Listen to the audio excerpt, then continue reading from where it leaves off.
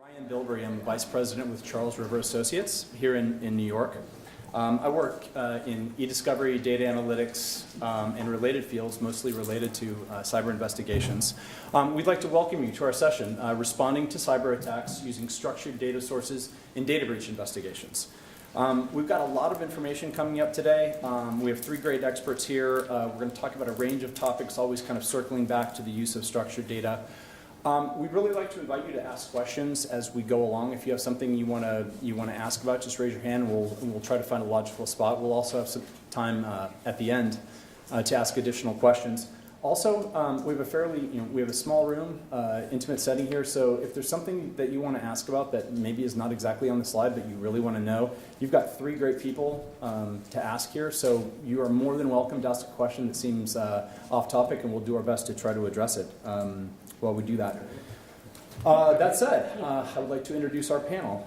First, we have, I'm going to introduce them and then let them introduce themselves briefly. So, Ed Finn from Mullen Coughlin, Bill Hardin, my associate at Charles River Associates, and Marco Salcedo from Walters Kluwer. So, gentlemen, please. Thanks, Ryan. Again, my name is Ed Finn. I'm an attorney at Mullen Coughlin. We are a law firm that focuses solely on data privacy and network security law. We're located outside of Philadelphia. My practice focuses primarily on responding to data security events or potential data security events, as well as helping our clients respond to regulatory inquiries related to data security, as well as litigation, and helping clients consult with them in order to prepare for any potential regulatory action, data privacy event, etc. How's everybody doing today? Good. Any Cubs fans in the room? No. Yes, there's one in the back. There we go. There we go. So my name is Bill Hardin, Vice President at Charles River Associates. I've had the privilege of working on over 1,000 different data incident, data breach cases. So with that, I hope to leverage my expertise for you guys today so you can take some stuff back to your organizations. Hi, everyone. My name is Marco Salcedo. I'm in-house counsel with Walters Kluwer. You probably bought a lot of their products without knowing Walters Kluwer. Manuals, outlines in law school, and those red books with the black bindings. But we're a large multinational company that has a lot of different products. So when we're selling books, there's not a lot of data involved. But what I sell now is software to in-house legal departments. And so imagine if you're an in-house lawyer and you're worried about all the data that involves litigation or M&A or any sort of disparagement suit. You don't want any of that out there in the world. So we spend a lot of time figuring out how to keep that data secure.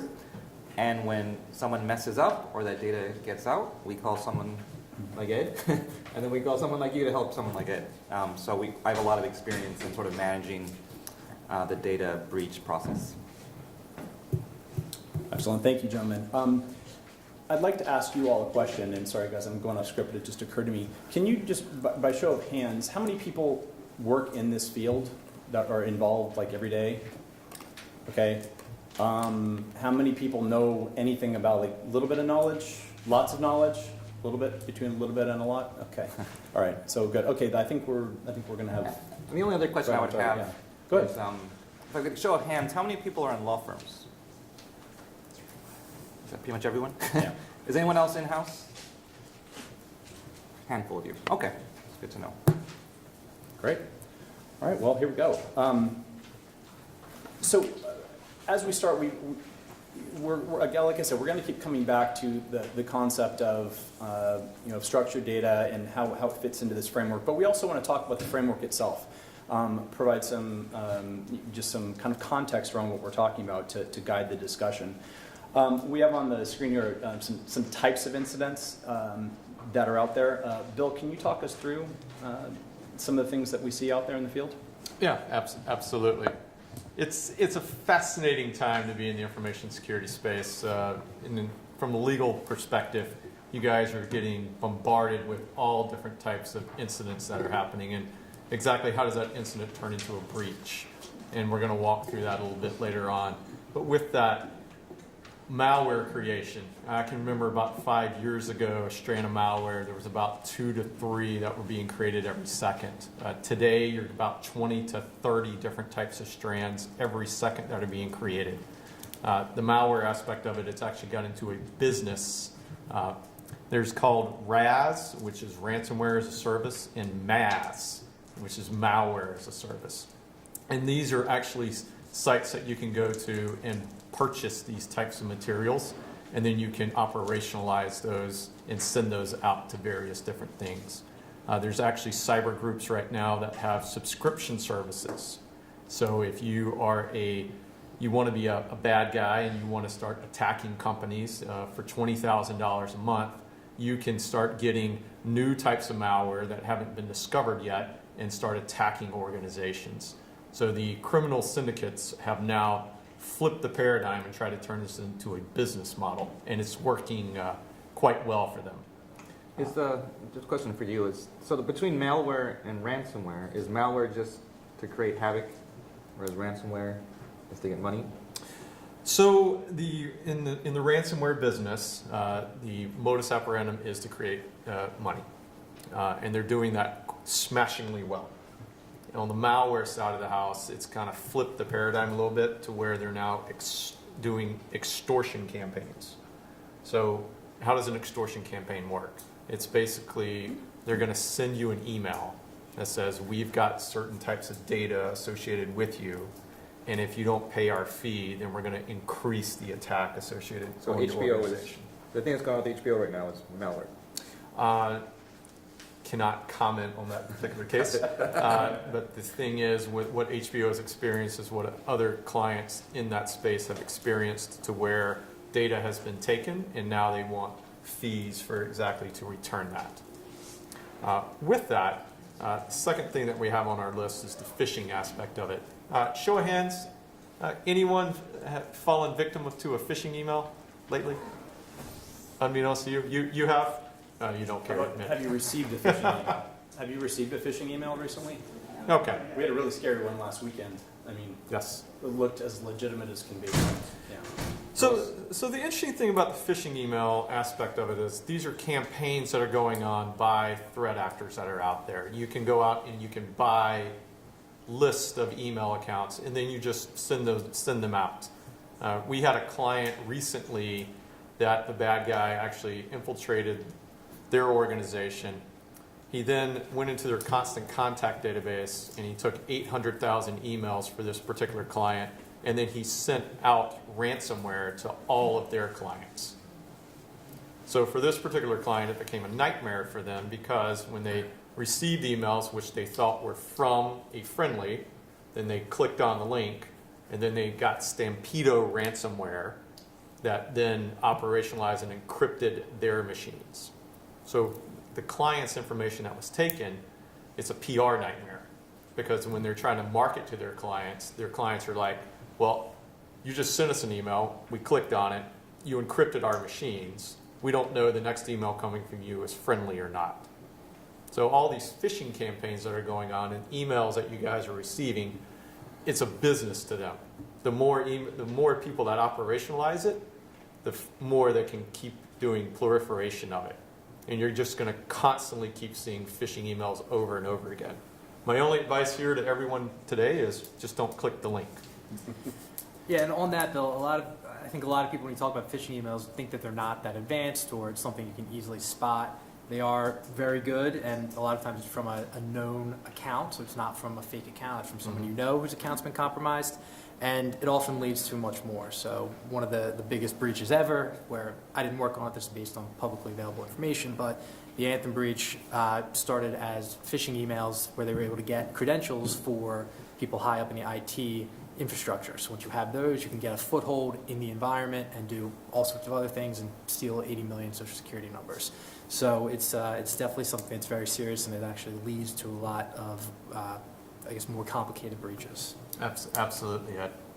So that's a good segue into our examples here. So as Bill said, the last few years have seen an unprecedented increase in these kinds of attacks. You've probably read about a lot of these in the paper. I mean, they're just this week. I mean, HBO was referenced. I think everybody knows about the DNC hack from last year. A law firm was compromised just a couple weeks ago. Marco, what are some of your favorites, some of the greatest hits that you've been seeing? As a lawyer, I was always fascinated by the Panama Papers incident, which is this large law firm in Panama, which wealthy individuals around the world use to set up sort of offshore investment vehicles to store their wealth and hide it from the government, the relevant taxing authority. Having worked at a big Wall Street firm and know the documents that I dealt with in an M&A practice and how paranoid our clients were about anything getting out there that they didn't approve, when I read about the Panama paper and the law firm at issue there, and so for those of you who don't know, what happened is basically, do you remember what it's called? Fonseca? Mossack Fonseca.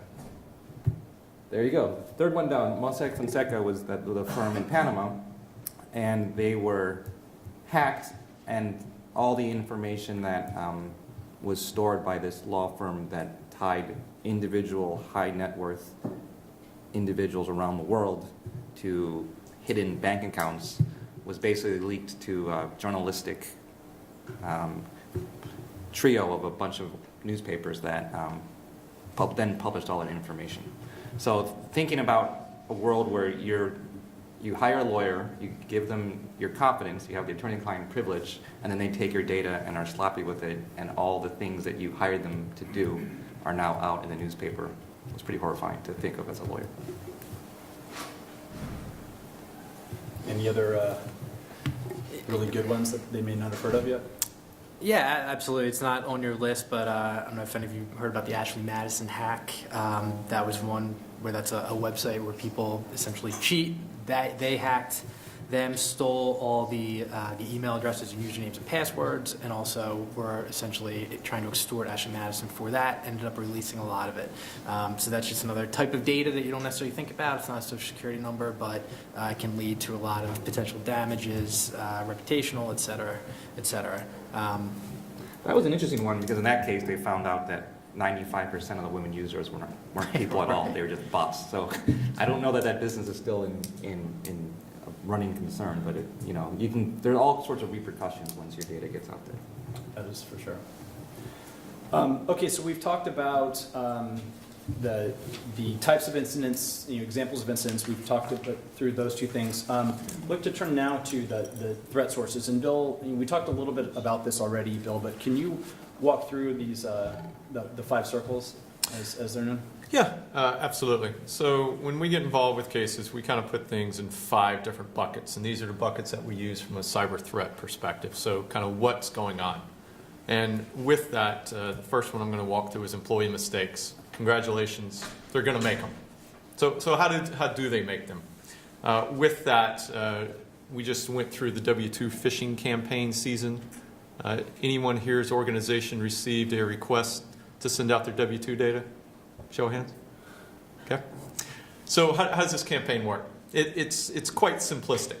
From a psychology perspective, if you remember what conditioning is. So, hello? Hello. Correct. You respond, right? So when you checked into your hotel today or yesterday, what did they ask you for? Credit card, right? And what did you do?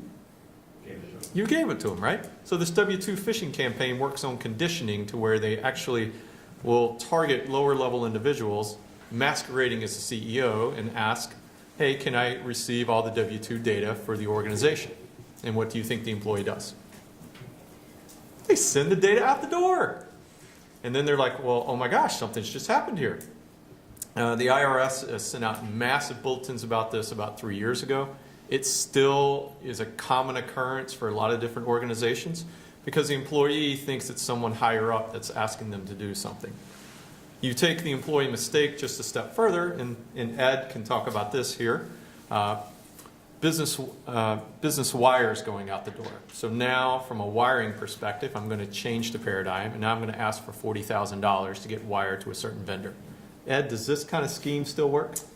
Absolutely. Yeah, it works all the time on different variations. It can be someone masquerading as either a bank, etc., CEO, and asking for it, or it could be someone hijacking credentials and getting into an account and having it happen themselves. We've also seen it where people will get in the middle of a real estate transaction. So you've got the buyer's agent talking to the title company.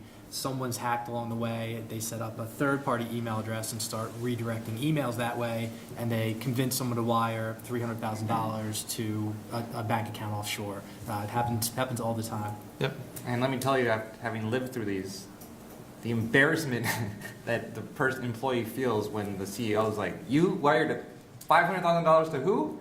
And they're just like, "What?" And then the panic it creates, and it's hard going back to the original phishing point he made. Not spotting that the email that is requesting the wire isn't actually from your boss, but they're very sophisticated, and it's just embarrassing for everyone when it actually happens. And so it's really smart to have like a process in place to make sure that, you know, with checkpoints or whatnot. Like we could have easily avoided this if, you know, any check greater than $10,000, let's just run it by the CFO and make sure that's valid, as opposed to trying to get the money back from wherever the hell it was sent. Yes. Which law enforcement agencies care about this when you call them? Who do you call, and what do they do about it, if anything? Let me take a jump at that. That's a great question. So usually the FBI or the Secret Service for particular types of incidents, Secret Service actually still has jurisdiction over financial fraud, including credit card fraud, things of that nature. So they have an interest in that. The FBI encourages individuals to report these types of incidents via an IC3 form, which you file online. They don't always take a large interest. If they do, you usually get a call back. They might ask for some more information. Maybe you have IP addresses, maybe you have bank account and routing numbers that you supply to them, and they take in the back and they're building a multinational case, and they don't really care about you particularly. That's really as far as you get. They don't, for some, larger impacts, if you have, potentially millions of dollars at stake, something like that. If there's a nation state at risk and you're somehow involved, they might work with you a little bit closer. But a lot of times it's them collecting information and then kind of just keeping you in the loop, maybe not keeping you in the loop. So it is frustrating for businesses. And local police generally don't have the ability to do it.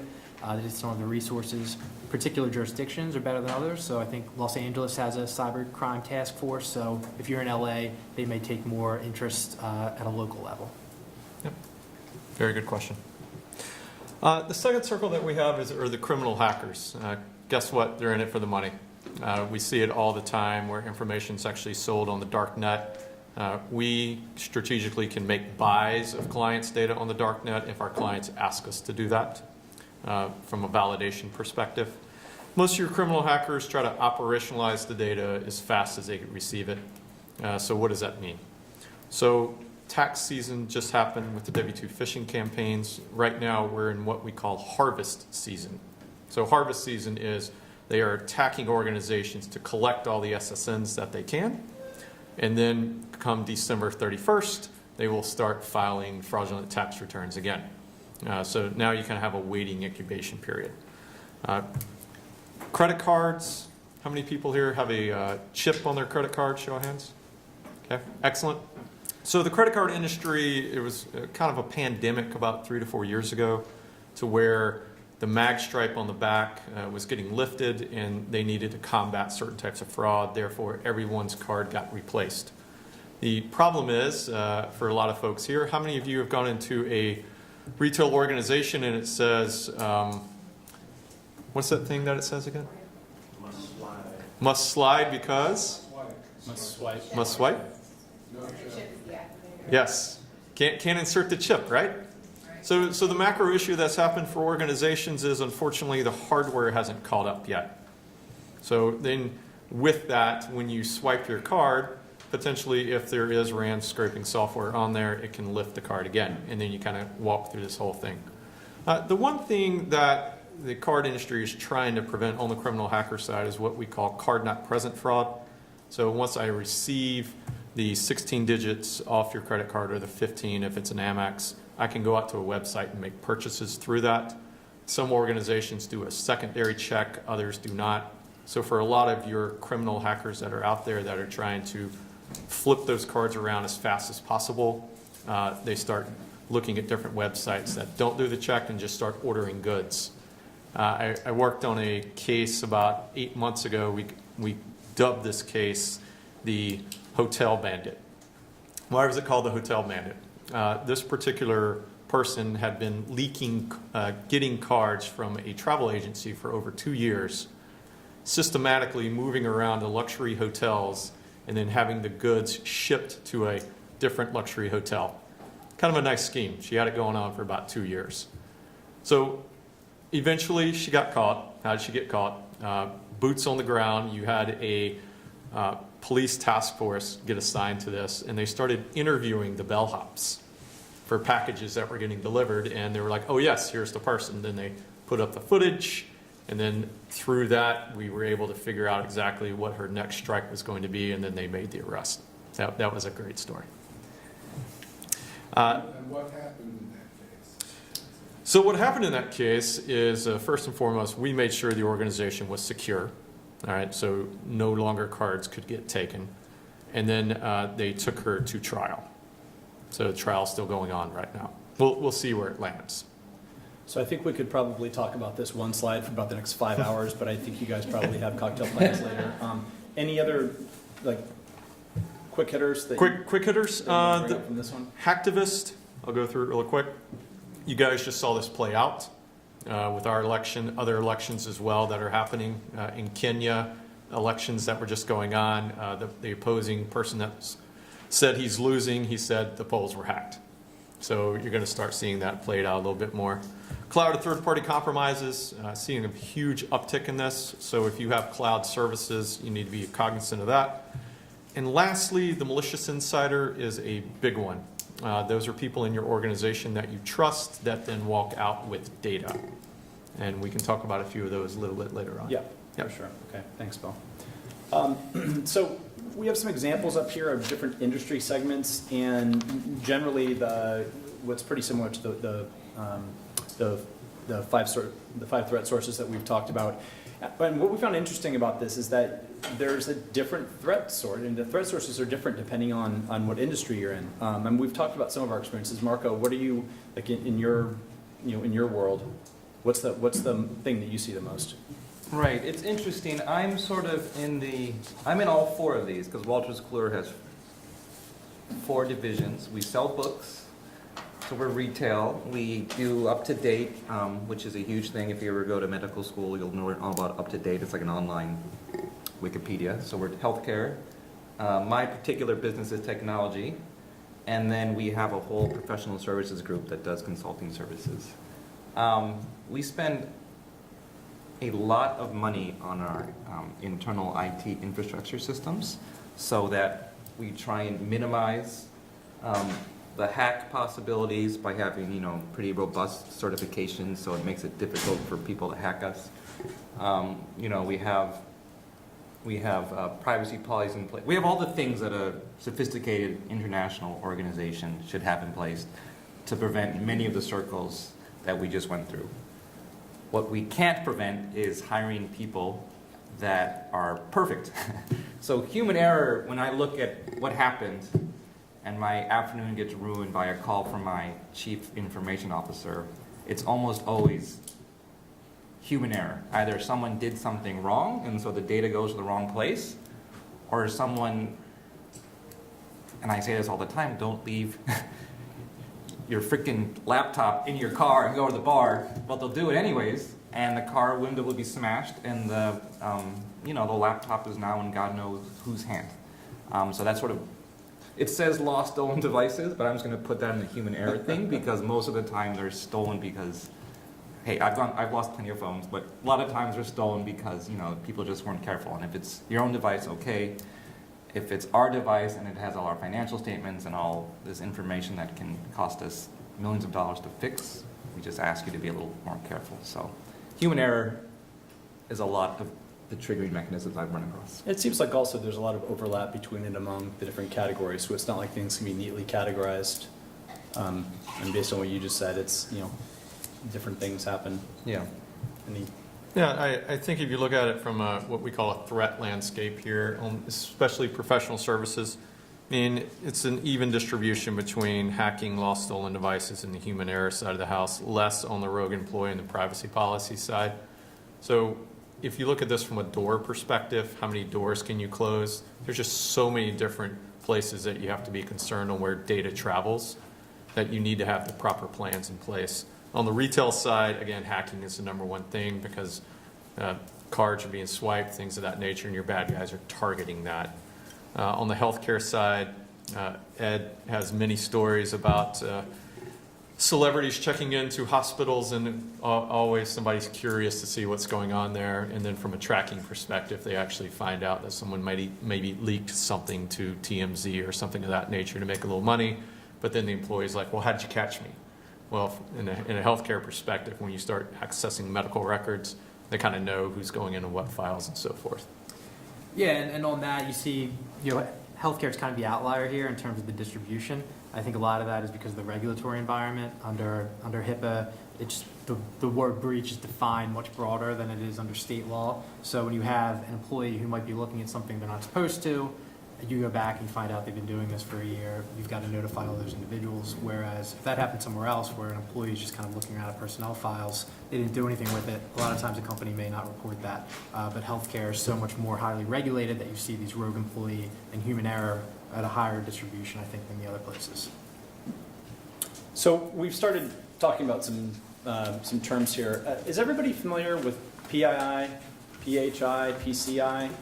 Have we heard of this generally in your own personal life or in work life? So Ed, could you walk us through and talk about these definitions, how they change, Sure. and we'll move into the regulatory landscape a little bit more after this. Yeah, so as this says, they're ever changing, and that's really because it's sort of a new landscape in the legal profession. The first data protection law in any state was California, and I think that was 2003 or 2004. So we're really just 13 or 14 years into this. Now, almost every other state has followed them. There's now 48 states that have some sort of data protection law. There's still 2 that don't, Alabama and South Dakota. But they all define it a little bit differently. And so if you have a breach and you have information related to people in different states, you're going to have to look at the laws of each of those states to determine what is protected. Generally, every state protects social, driver's license number, and financial information. Then you have a lot of other states who may protect medical information or health insurance information. They may protect username and password. That's becoming more of a trend in the past few years. We're up to probably 15 or so states that protect that. There's even some that will protect a maiden name. So North Dakota now protects a maiden name. North Carolina will protect a digital signature.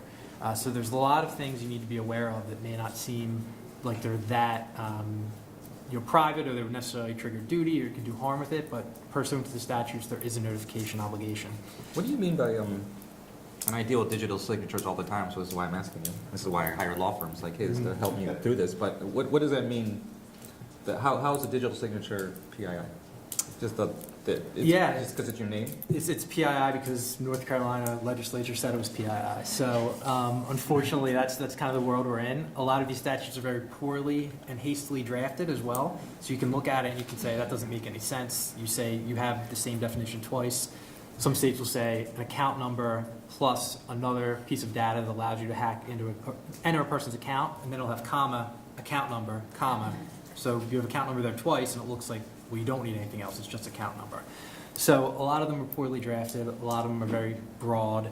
And that's really, unfortunately, the regulatory landscape we're dealing with. And they change constantly. So I think last year there were 10 to 15 updates. This year there've already been another 5 to 10 updates because because this is so new and because it is kind of a hot button issue for attorneys general and legislatures, they want to get in there and they want to make their name and broaden the statute. So Ed, why does it constantly keep changing? Like, what's your thought on that? It's constantly changing because I think that the threat landscape is changing so often. We're finding that there are things that can be used to commit harm that we didn't think about when they were first drafted. So these are, at heart, they're consumer protection statutes. Most of them are under the purview of the attorneys general and the consumer protection kind of landscape.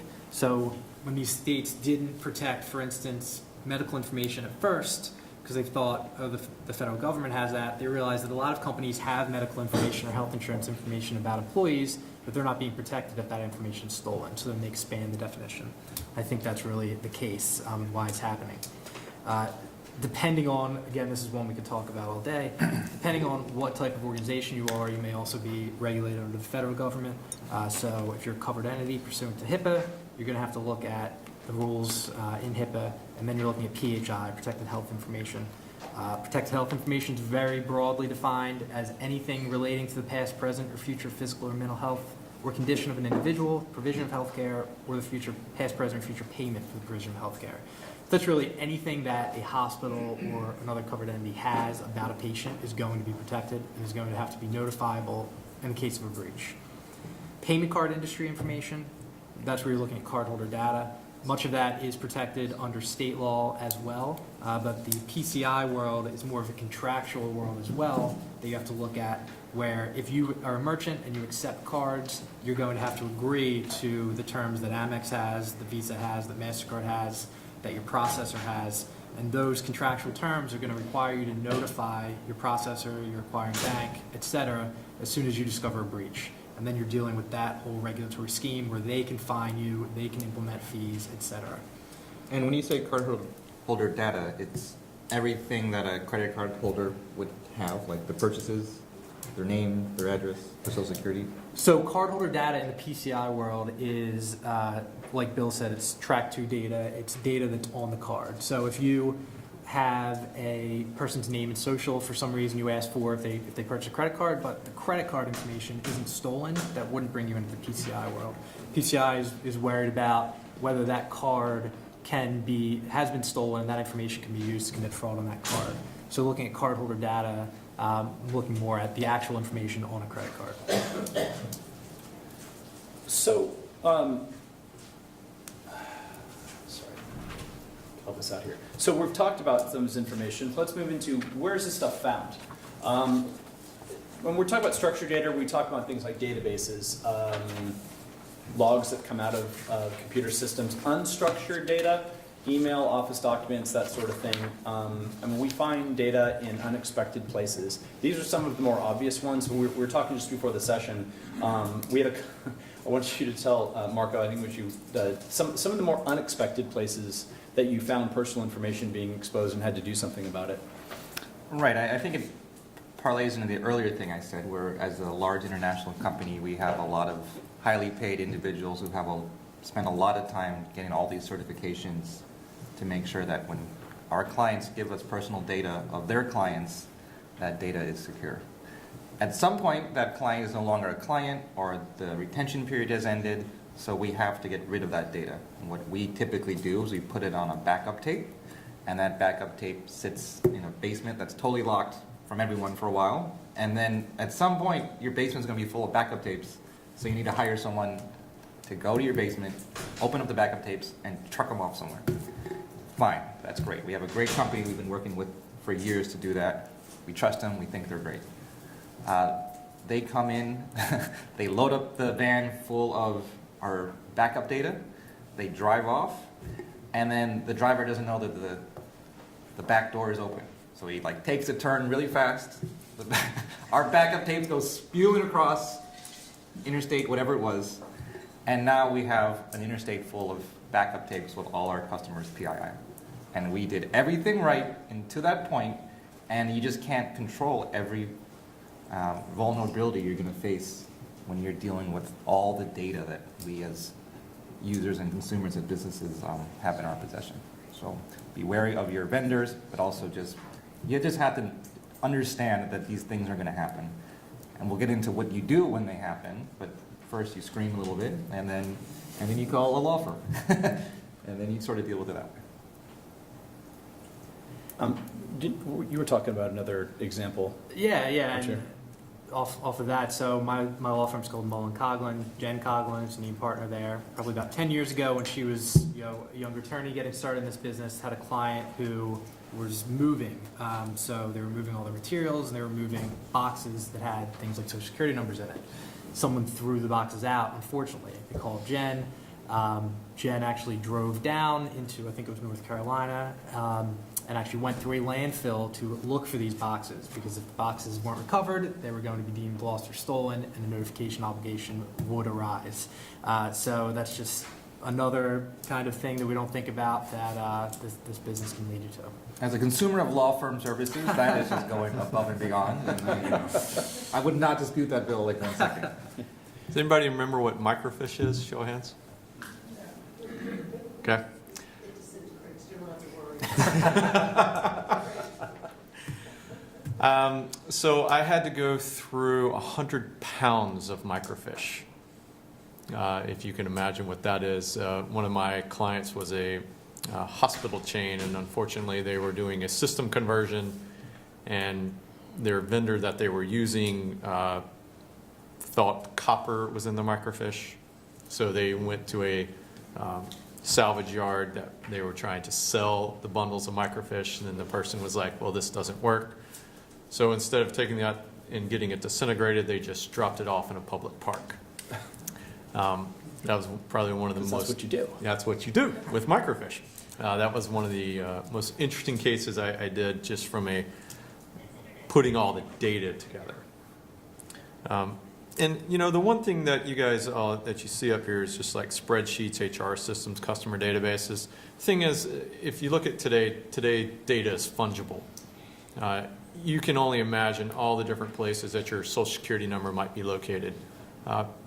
Just from the audience perspective, how many different places do you think your SSN's located? Yes, I got 100, maybe 200 places. I mean, the thing is, I could tell you today, unfortunately, everyone here in the room, I could probably buy your SSN out on a dark market site. And the reason that is because you just answered it. Multiple different places where your SSN could be located. So the question is, you know, how do you start securing that from an organization perspective?